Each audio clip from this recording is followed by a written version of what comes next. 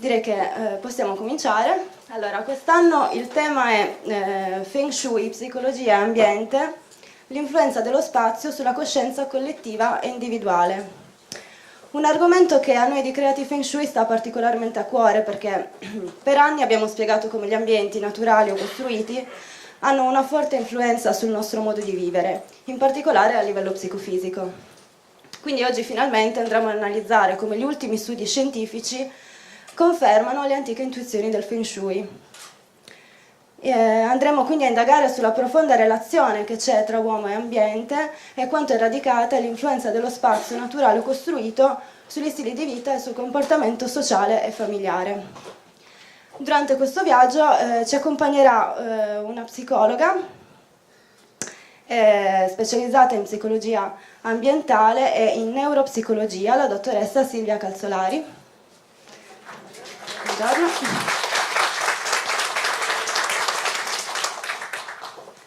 Ovviamente durante questo viaggio tra lo scientifico e l'intuitivo non può mancare il fondatore di Creative Feng Shui, il vicepresidente dell'associazione CANU, responsabile della didattica e docente Stefano Vettori.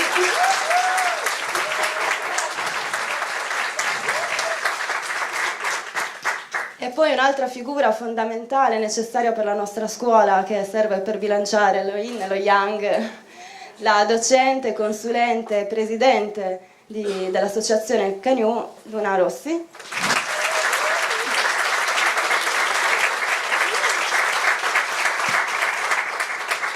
Bene, durante questa giornata, a parte gli interventi relativi al Feng Shui e relativi alla psicologia ambientale, ci occuperemo anche di Bazi, con gli interventi di Stefano Vettori, che si occupano di cosa aspettarsi dal 2019 dal punto di vista dell'astrologia energetica cinese e le previsioni per il nuovo anno del cinghiale di terra. Vi presento poi inoltre, che non sono qua purtroppo tutti presenti, i ragazzi che si occuperanno dei consulti, che sono Ivana Bo,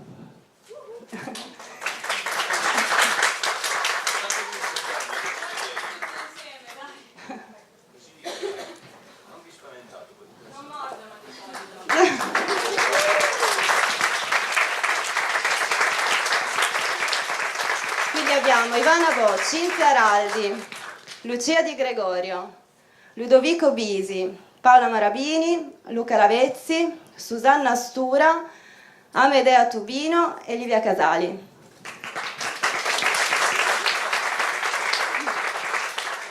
Alle vostre spalle, che adesso non è più alle vostre spalle, ma è lì, abbiamo Rosario Nasca che si occupa delle riprese delle foto. Acconsentendo a partecipare a questo evento avete anche acconsentito a eventuali foto riprese, poi se qualcuno avesse qualche problema ce lo può riferire in privato. E direi che possiamo cominciare anche perché siamo alquanto in ritardo, quindi il primo intervento è di Luna Rossi con come l'ambiente contribuisce alla creazione delle nostre mappe mentali, l'influenza del Feng Shui, l'influenza delle direzioni cardinali nel Feng Shui. Grazie. Grazie.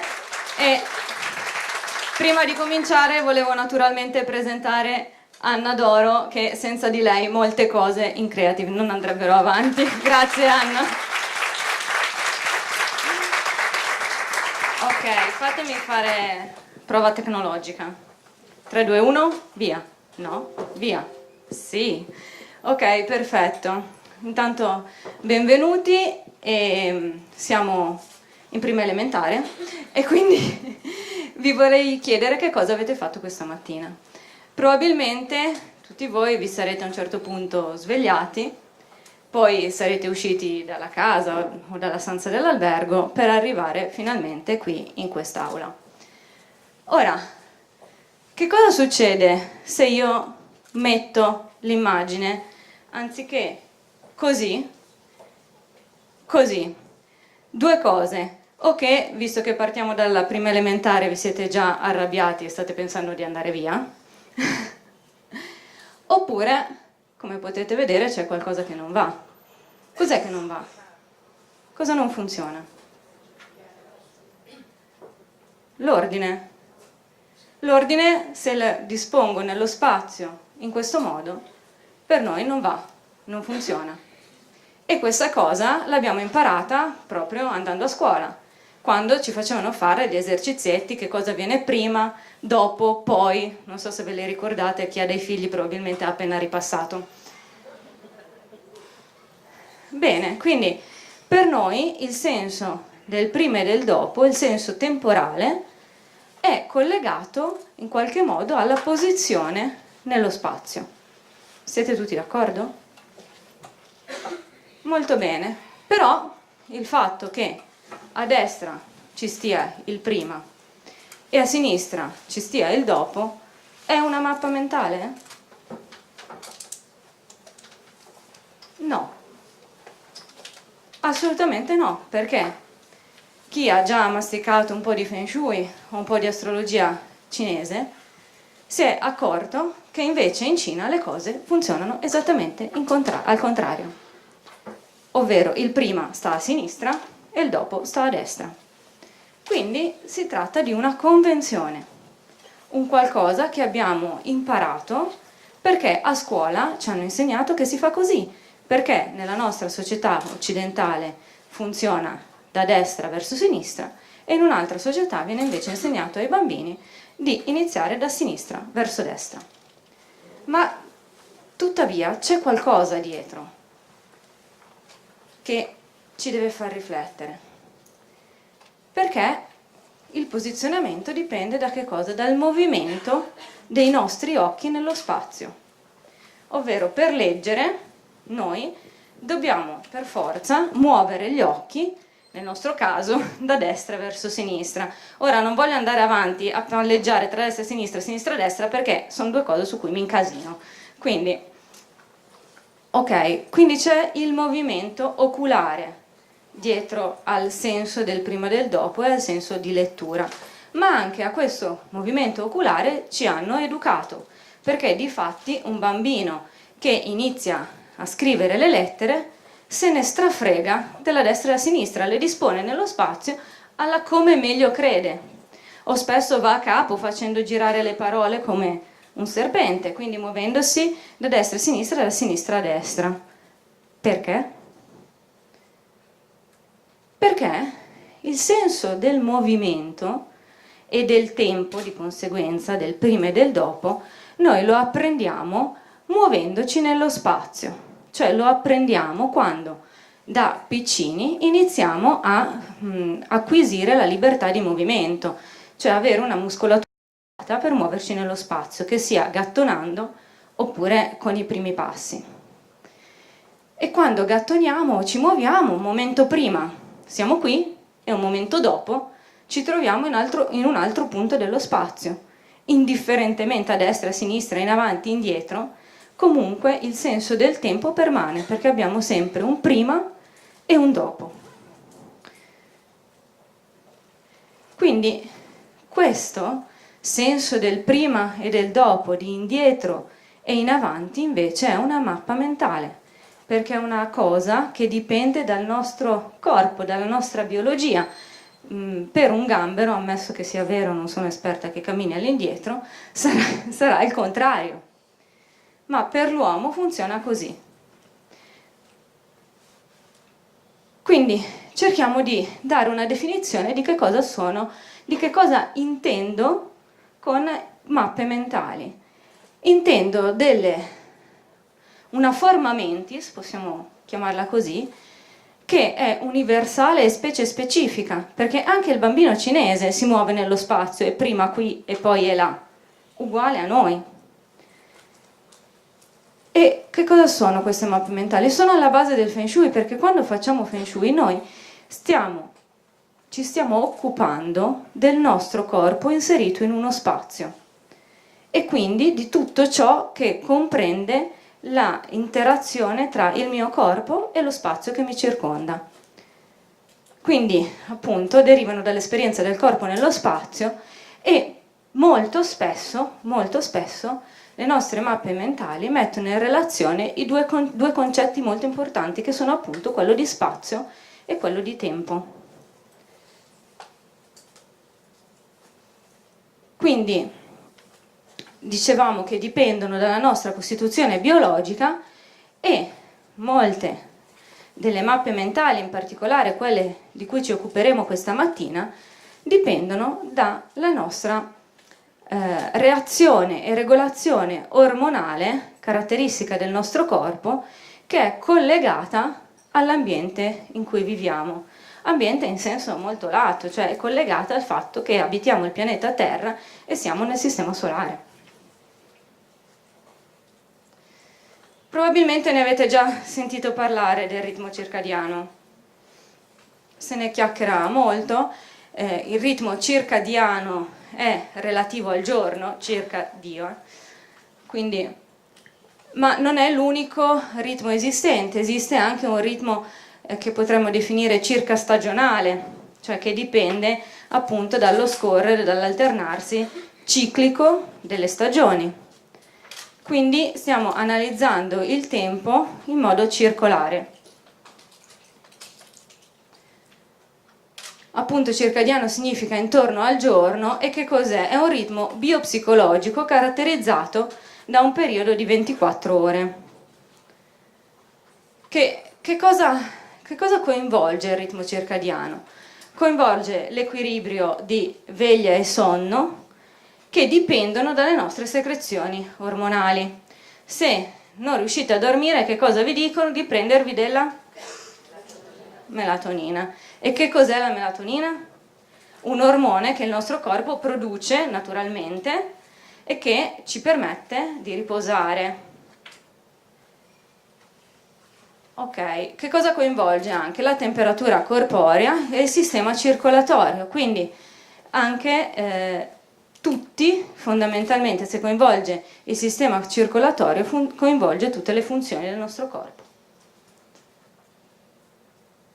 Si tratta fondamentalmente di un orologio interno che ognuno di noi possiede per sua natura e che dipende da che cosa? Dipende dalla luce solare, ovvero la luce del sole, la percezione che noi abbiamo della luce del sole, che noi recepiamo non solo attraverso gli occhi, ma anche attraverso dei sensori che abbiamo sulla pelle, regola il ritmo circadiano interno al nostro corpo e quindi regola la nostra attività cerebrale, l'attività ormonale, la rigenerazione cellulare, l'attività degli organi. Che cosa succede? Se voi state dormendo nella vostra stanza, avete gli occhi chiusi, non vedete con gli occhi che è diventato mattina, ma la luce che filtra dalle vostre finestre a un certo punto vi raggiunge, attiva degli ormoni e vi dice: svegliati. Svegliati perché è mattina. Che cosa succede? Non so se avete mai sentito parlare di alcuni esperimenti che sono stati fatti in cui sono stati chiusi in una grotta, un gruppo di persone è stato chiuso in una grotta in totale assenza di luce solare e in totale assenza di orologi. Quindi non potevano avere la percezione del tempo che noi abbiamo a causa della luminosità.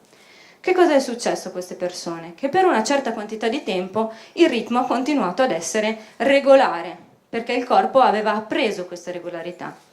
Da un certo punto in avanti il ritmo, giorno-notte, veglia-sonno, fame, non fame, è completamente cambiato, è sballato, perché mancava il riferimento esterno. Mancava l'attivatore che è il sole.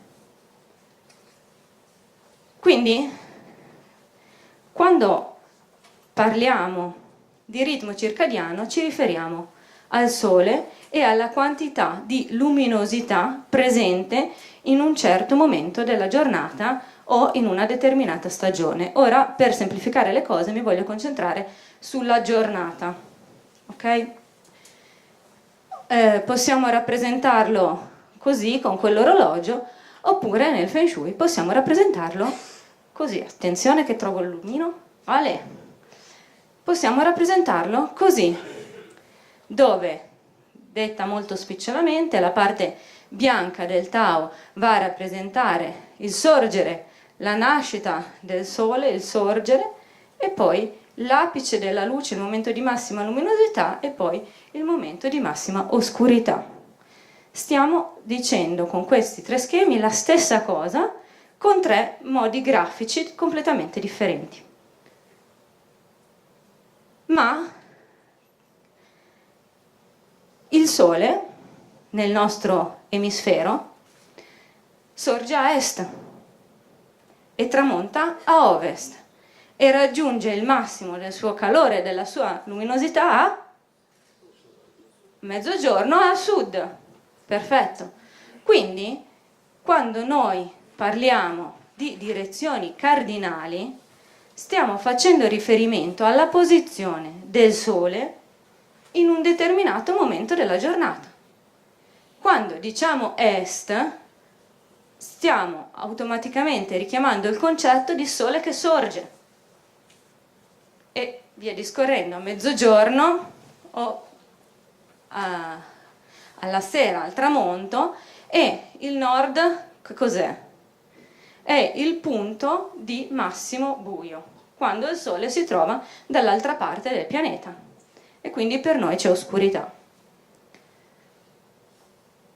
E in questo modo però abbiamo fatto la stessa cosa che abbiamo fatto all'inizio col giochino del prima e del dopo, cioè abbiamo unito il concetto di spazio e direzione quindi e di tempo.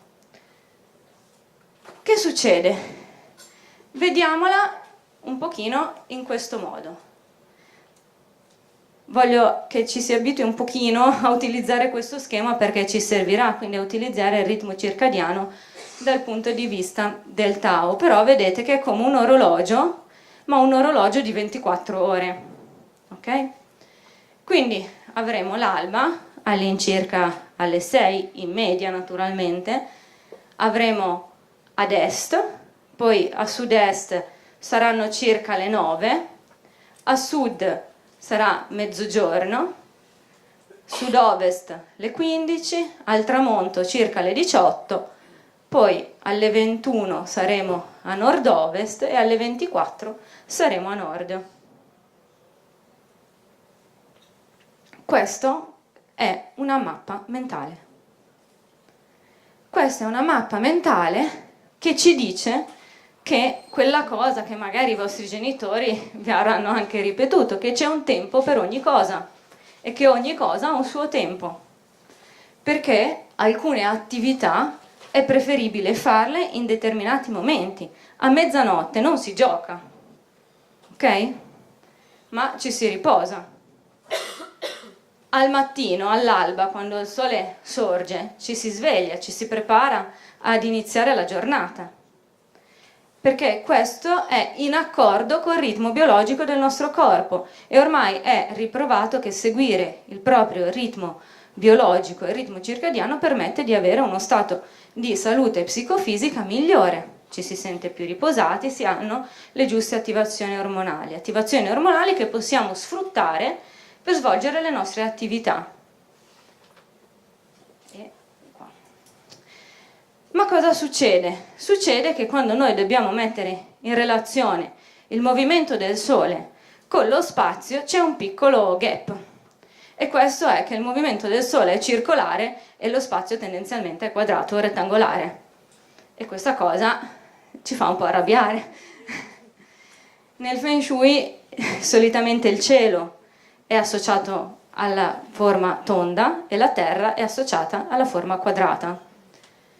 Ora, quando dobbiamo lavorare con la nostra mappa mentale del tempo, quindi con le attivazioni ormonali, quindi con le direzioni nel Feng Shui, dobbiamo far entrare questo orologio di 24 ore in uno spazio quadrato.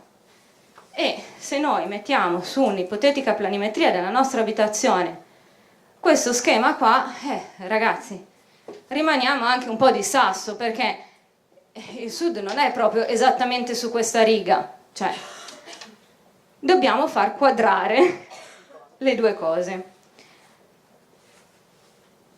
Ed ecco qui che cosa succede. Succede che lo spazio viene suddiviso in 9 settori, compreso il centro, quindi diciamo 8 settori, che cosa sono? Sono 8 aree relative alle 8 principali direzioni geografiche ovvero agli 8 principali momenti della nostra giornata. Quindi sapremo che cosa sapremo? Cioè uno dice quindi? E quindi noi sappiamo che questa stanza prende sole quando arriva la luce in quella stanza. In questa stanza la luce arriverà verso le 9, ok? E perché? Perché in quest'area siamo a sud-est. In questa stanza quando arriva la luce? Verso mezzogiorno. Qua sotto quando arriva la luce? Mai. Quindi noi sappiamo che in quella determinata area della nostra abitazione prenderà luce in un determinato momento e questo significa che entrando in quella stanza, in quello specifico momento, io avrò quell'informazione solare, non un'altra. Proprio quella, perché i ricettori nel mio corpo fotografano quella tipologia di luce e attivano quei determinati ormoni in quello spazio.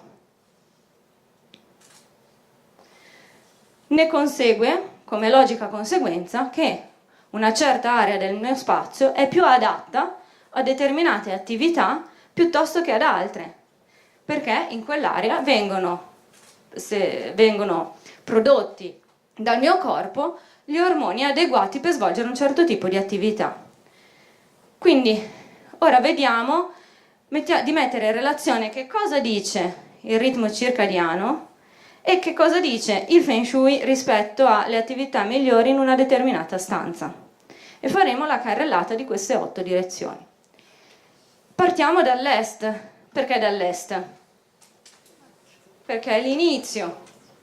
Perché ogni nuovo giorno parte ad est.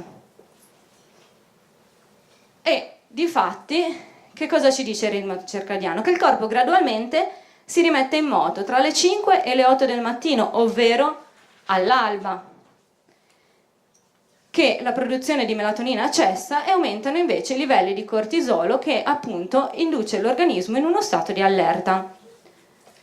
Quindi inizieranno i movimenti intestinali e il cuore si trova in un momento di stress perché si deve riattivare, deve ripompare in maniera forte dopo la pausa relax, non è che si ferma, chiaro, però si è rilassato durante la notte. Quindi che cosa non bisogna fare, ci dice il ritmo circadiano, non bisogna fare attività fisica intensa, cioè un po' di stretching va bene, però non bisogna esagerare. E che cosa ci dice il Feng Shui in merito alle stanze ad est? Ci dice che sono ottime per iniziare nuove cose, iniziare nuovi progetti. Che strano. Sono associate all'espansione perché tutto ciò che inizia vuole crescere dentro una forza espansiva importante, vuole essere sviluppato. È associato agli eventi improvvisi, quindi il nuovo che si presenta, alla vitalità, all'ideazione e alla creatività, certo, perché noi ogni mattina risorgiamo come il sole. E poi che succede? Succede che tra le 8 e le 11 inizia la secrezione di testosterone e si alza l'allerta, fino ad arrivare poi ad un livello massimo che avremo più avanti. Aumenta la temperatura corporea, come sta succedendo in questo momento che faccio la sauna, aumenta la temperatura corporea insieme all'aumento delle capacità cognitive. Finalmente, dopo che avete bevuto anche 7-8 caffè del mattino, il cervello inizia a ingranare, perché prima, poveretto, gli ingranaggi cigolavano un attimo, non so i vostri, ma i miei sono puntualissimi. E quindi si inizia a ragionare. Ed è un momento perfetto per mettersi al lavoro, per iniziare le nostre attività. Cosa non bisogna fare? Beh, va da sé, dormire. Ci perderemo uno dei momenti migliori della giornata per produrre. E che cosa sono associate nel Feng Shui le stanze a sud-est? Al movimento, all'attività e alla ricchezza. Qualcuno può ritenerlo assurdo, ma ragazzi, lavorando che si fa? Si produce ricchezza. La ricchezza non è una roba che ci cade dall'alto. Beh, magari a volte qualche eredità, però in generale bisogna produrla, bisogna lavorare, quindi è associato a ricchezza e prosperità. Dalle 11 alle 13 siamo a mezzogiorno, siamo nell'apice, nel massimo yang, per dirla alla Feng Shui, della giornata. Avremo un bel picco di cortisolo, una buona, ottima concentrazione e attivazione dell'organismo al massimo. Se spostiamo la pausa pranzo un pochettino più in là, non è male, perché andiamo a sfruttare questo apice delle nostre prestazioni, che sono soprattutto cerebrali, cioè cognitive. Quindi abbiamo una mente che ci dà le massime performance. Se invece poi ci mangiamo il cotechino con le lenticchie, ci viene sonno. Però che cosa non dobbiamo fare? Non dobbiamo dormire. E a che cosa sono associate le stanze a sud? All'intelligenza, alla comprensione, alla relazione con l'esterno, alla fama e alla visibilità. Fama e visibilità sono sinonimi perché c'è il massimo della luce, quindi tutte le cose diventano evidenti, visibili. Che cosa significa però queste associazioni nel Feng Shui? Significa che quelle stanze sono l'ideale per svolgere questo tipo di attività. Quindi una stanza a sud non è ideale come camera da letto, ma è ottima per uno studio professionale, se si studia in casa, oppure per attività di tipo diurno, giornaliero, e quindi attività di tipo yang, ok? Che ci attivano, che ci mettono anche in movimento. Passiamo al sud-ovest. Al sud-ovest che cosa succede? Se voi ricordate il disegno del Tao, abbiamo superato il massimo del bianco, ovvero il massimo dello yang, e là c'era un pallino nero, ve lo ricordate? Perfetto.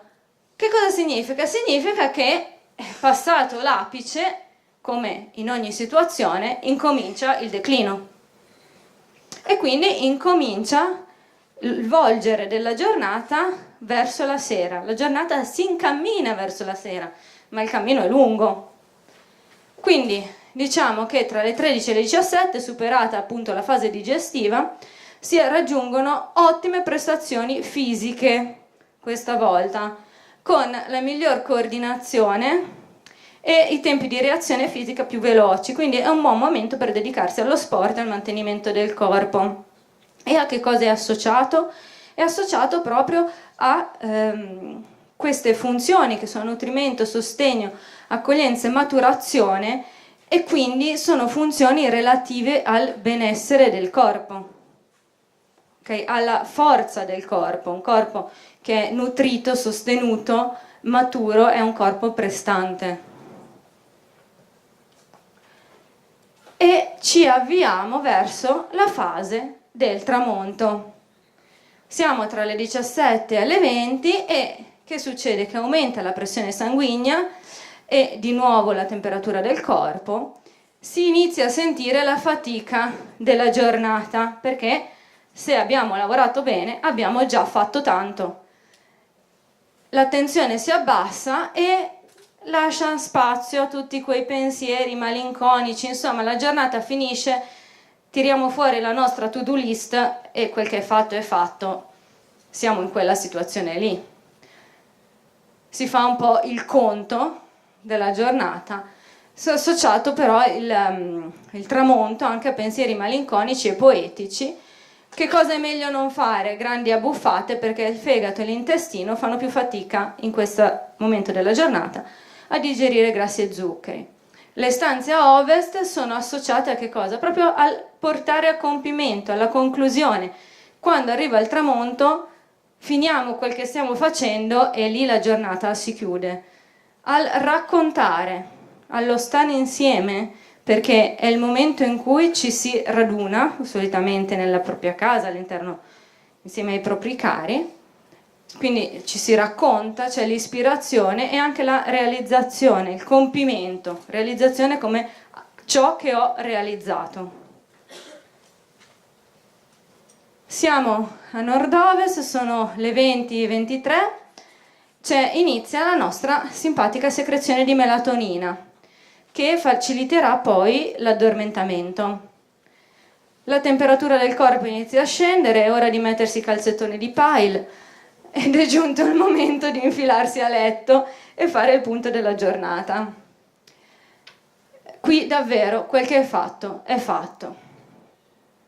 E inizia la produzione di colesterolo. Questa cosa mi ha molto colpito, tant'è che dicono che è il momento di impasticcarsi per il colesterolo. Cosa non conviene fare? Sport faticosi, giocare con il cellulare, perché è una fonte di luce, quindi cellulare, computer, insomma anche la televisione, perché i nostri ricettori vedono luce e quindi quella luce interferisce con la produzione di melatonina. È una luce artificiale che ci imbroglia. Le stanze a nord-ovest a che cosa sono associate? Al giudizio, quel che è fatto, alla valutazione, all'autocontrollo e all'autostima, che sono tutte associate a questa frase, al cogliere, diventare consapevoli di ciò che si è fatto, così come di ciò che non si è fatto. E siamo giunti nel bel mezzo della notte, tra le 23 e le 2, siamo quindi nel momento della mezzanotte e i livelli di melatonina sono massimi, il corpo entra nella più profonda fase di riposo. I ricordi si consolidano, inizia l'attività onirica e gli organi interni si rilassano, inizia la fase di recupero e di rigenerazione cellulare.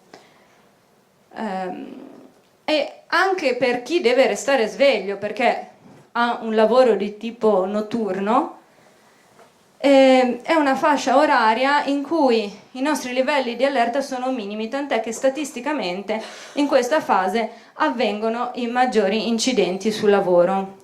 Non conviene fare lavori che richiedono particolare attenzione.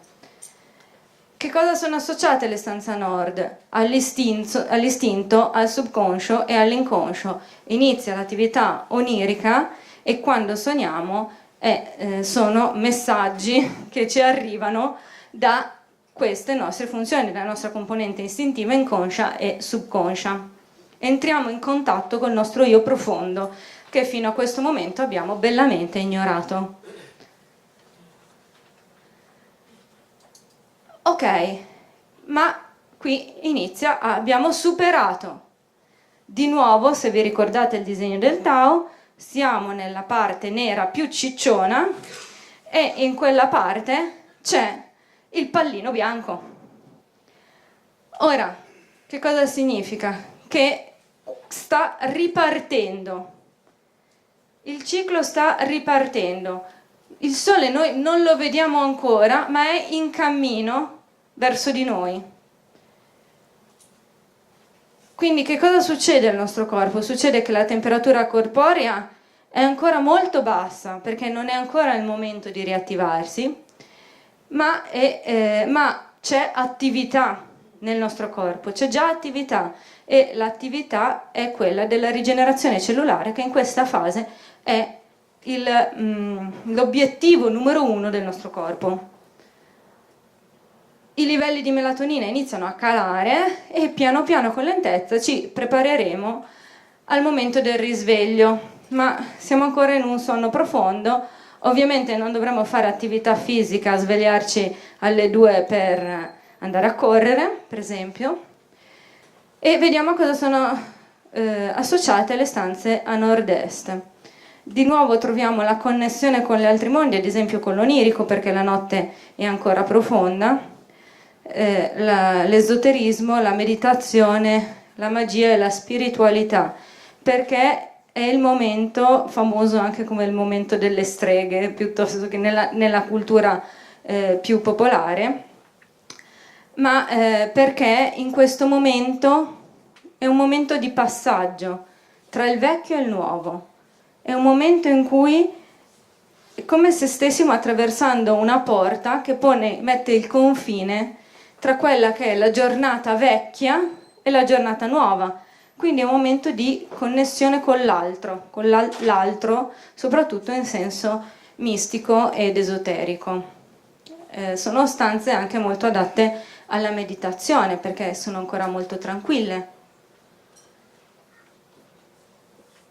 Ora, questo che noi abbiamo visto attraverso il ritmo circadiano e quindi abbiamo visto mettendo in relazione le aree della casa che prendono luce o no, in un determinato momento, il ritmo circadiano viene sintetizzato nel Feng Shui dallo schema del Bagua, che qua vi riporto e del quale trovate moltissime semplificazioni anche commerciali, qualcuna giusta, qualcuna sbagliata. Ma da cosa deriva questa disposizione del Bagua e quindi delle associazioni che noi abbiamo visto? Deriva da quella che nel Feng Shui si chiama la scuola dei trigrammi. E che cosa fa la scuola dei trigrammi? Si occupa proprio della relazione tra spazio, direzioni e attivazioni di determinate aree di vita, quindi attività che siamo predisposti a fare. Quindi studia fondamentalmente l'influenza delle direzioni sulla vita dell'uomo e le studia attraverso questi simboli che si chiamano trigrammi, proprio perché ognuno è composto da 3 linee spezzate o piene, che fondamentalmente ci raccontano questa cosa qua, in maniera un po' sintetizzata, un po' tanto sintetizzata. E pensate che esistono ovviamente 8 trigrammi, proprio come le 8 direzioni principali, chiaramente, e le 8 aree temporali del ritmo circadiano. E però questi 8 trigrammi potrebbero essere distribuiti in un cerchio o in uno schema quadrato in 40.320 modi differenti. Eppure esistono solamente 2 possibili sequenze di trigrammi. E questo è una cosa molto interessante perché da così tante possibilità ce ne sono state tramandate soltanto 2. Soltanto 2 e entrambe sono fortemente collegate a quello che noi abbiamo visto, ovvero a quello che vi ho spiegato fino adesso senza mettere questi segni.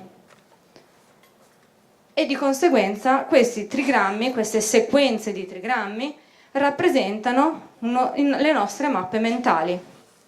Sono dei simboli, degli schemi che narrano le nostre mappe mentali. Esiste la sequenza o mappa mentale del cielo anteriore che cosa fa? Descrive esattamente il movimento del Sole stagionale o giornaliero e lo descrive in riferimento all'emisfero boreale, perché il Feng Shui è nato ed è stato sviluppato nell'emisfero boreale e divide appunto le qualità solari in 8 fasi, come le vedete sintetizzate in questo schema. Si occupa quindi delle cause agenti, cioè del Sole. Abbiamo detto che il Sole agisce, interagisce col nostro corpo ed è ciò che causa le nostre attivazioni ormonali. Quindi quando noi utilizziamo il cielo anteriore ci stiamo occupando di questa cosa qui, ci stiamo occupando della relazione con il Sole e in particolar modo la stiamo vedendo dal punto di vista del Sole. Si utilizza infatti nel Feng Shui per lavorare sugli esterni, principalmente sui giardini, o per tutte le attività e situazioni in cui ci si trova in diretto contatto con il cielo, cioè siamo in spazi aperti. Esiste poi la sequenza o mappa mentale del cielo posteriore. E di che cosa ci parla? Descrive gli effetti del cielo anteriore sull'uomo, cioè gli effetti del Sole sull'uomo. e quindi descrive le attività umane in un determinato momento della giornata o dell'anno. Si occupa appunto degli effetti della luce solare, si utilizza per gli interni, sia lavorativi che privati. Quando le utilizziamo insieme, stiamo valutando l'effetto del sole sul nostro corpo da entrambi i punti di vista, sia come stimolo del sole, sia come ciò che noi riceviamo e mettiamo in moto nel nostro organismo. Quindi possiamo veramente dire che le sequenze di trigrammi sono delle mappe mentali ormai decodificate e raffigurate in modo simbolico e di conseguenza sono universali e specie specifiche, cioè riguardano tutti noi in quanto esseri umani, sono alla base del Feng Shui, non proprio nelle prime basi perché è abbastanza complesso, ma sono alle basi del Feng Shui e derivano dall'esperienza del nostro corpo nello spazio, su questo pianeta, in questo emisfero. E spesso, appunto, mettono in relazione i concetti di spazio e di tempo. Lavorare con le sequenze di trigrammi significa lavorare, scritto bene, con le mappe mentali innate. Significa anche conoscere e saper sfruttare nell'allestimento e nella progettazione degli ambienti la relazione tra l'informazione solare e la nostra risposta fisica, psichica, sociale, comportamentale. Quindi significa fare Feng Shui a tutti gli effetti e soprattutto significa lavorare con le direzioni in modo profondo e consapevole, perché molto spesso quando parliamo di Feng Shui e parliamo delle direzioni sembra che stiamo dando di matto o che stiamo facendo riferimento a dei concetti un po' New Age, mentre in realtà ci stiamo riferendo a concetti molto profondi e innati nel nostro organismo che avvengono con tale naturalezza da agire al di sotto della nostra consapevolezza. Ora, nel Feng Shui esiste un ulteriore approfondimento che cito qua per i più esperti e che è il modello delle 24 montagne come le 24 ore. Quindi stiamo andando a lavorare in maniera ancora più specifica e dettagliata. Ma non approfondirò questo perché è veramente troppo tardi, quindi vi ringrazio e passo la parola a Anna.